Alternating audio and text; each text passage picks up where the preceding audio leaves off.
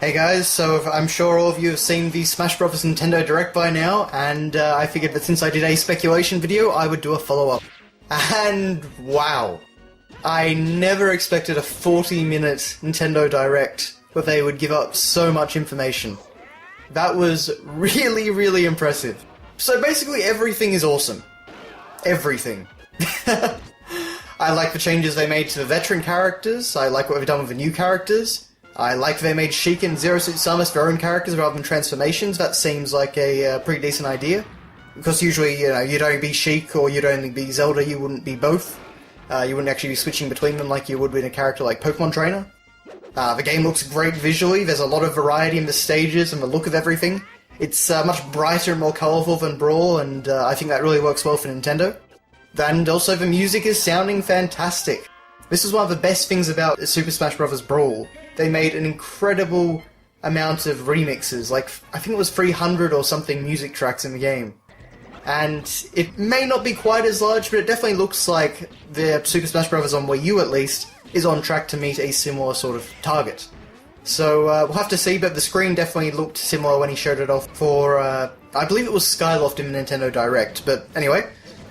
Basically I can't wait. The game just looks fantastic, and I am at brand new levels of hype. Sakurai, you've done very well. I should actually say Nintendo released over 300 additional screenshots, just on their press website from what I understand, and that revealed a whole lot of other new things as well. These screenshots show off some new assist trophies and a ton of new items in addition to what we saw in the Nintendo Direct.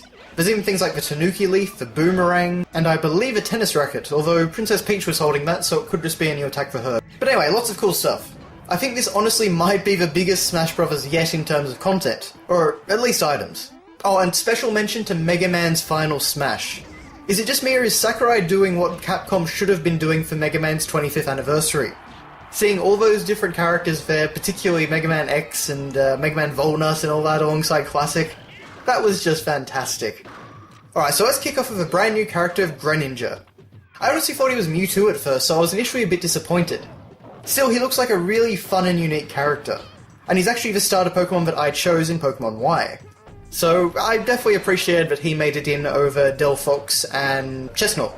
Funnily enough, Charizard is also a starter of mine, and my second favourite Pokemon. My first being Mewtwo, but yeah, you can't win them all.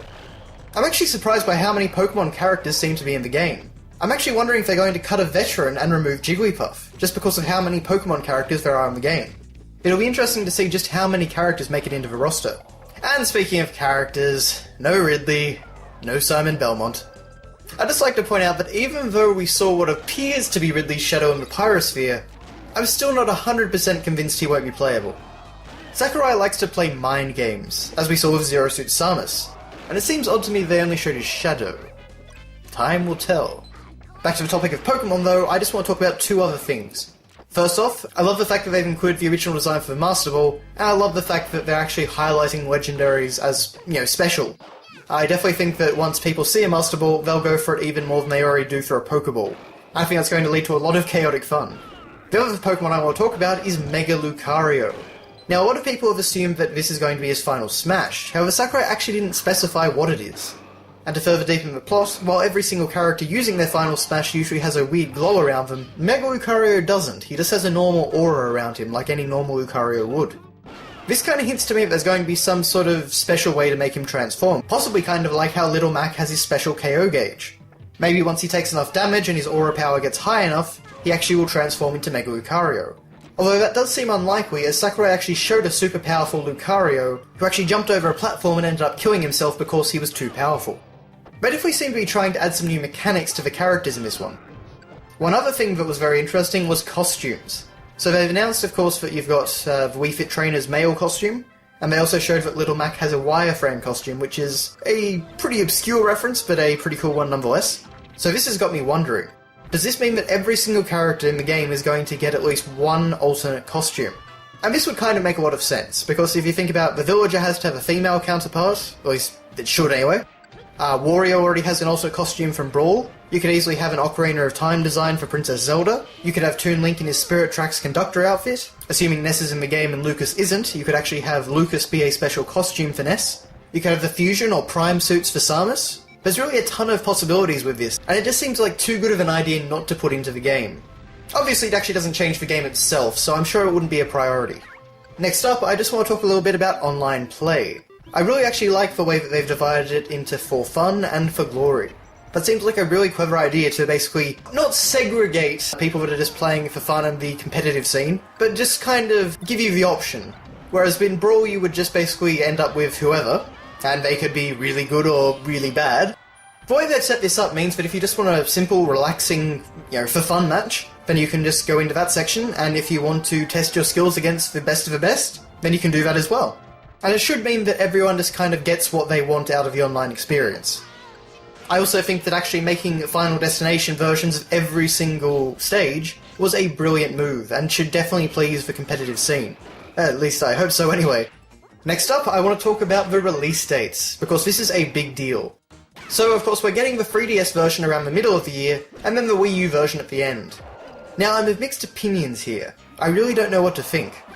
On the one hand, it's good because we get to play a new Smash Bros. Very soon, and Nintendo keeps our appetites sated. Additionally, it means that the two versions won't directly compete with each other, and releasing the Wii U version close to Christmas probably won't hurt. On the other hand, the Wii U, not the 3DS, is the system that really needs Smash.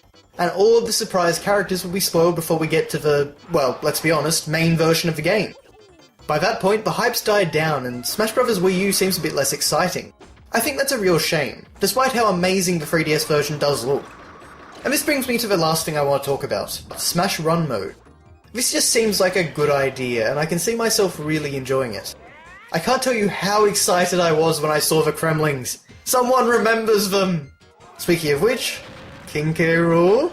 The Smash Run map looks large, varied, and well designed. The premise is new for Smash Bros., and it looks like it takes some of the best elements of Subspace Emissary while cutting out all the fat. My only concern is whether or not I'll be able to play it. It's obviously a multiplayer mode, but can I play online with strangers, or can I play with AI? I only have one friend who might get Smash Bros. 3DS, and I don't see him very much because we live in different states. As Smash Run seems to be the 3DS equivalent of Adventure Mode and Subspace Emissary, I really want to be able to use it. I'm pretty sure that I'll be able to somehow, but Sakurai didn't specify. Regardless, Smash Bros. For Wii U and 3DS looks absolutely amazing, and I can't wait to get my hands on it. Exactly when we will, well, we'll have to wait and find out. I presume that at least the 3DS release date will be announced at E3, and here's hoping that the Wii U version doesn't get delayed until 2015. I don't know about you guys, but I haven't forgotten the last Brawl delay, which did actually push the game's release date from the end of one year to early in the next. But whenever we get it, I think I'm pretty safe in saying that it's going to be great. As always guys, thanks a ton for watching, and I'll see you next time.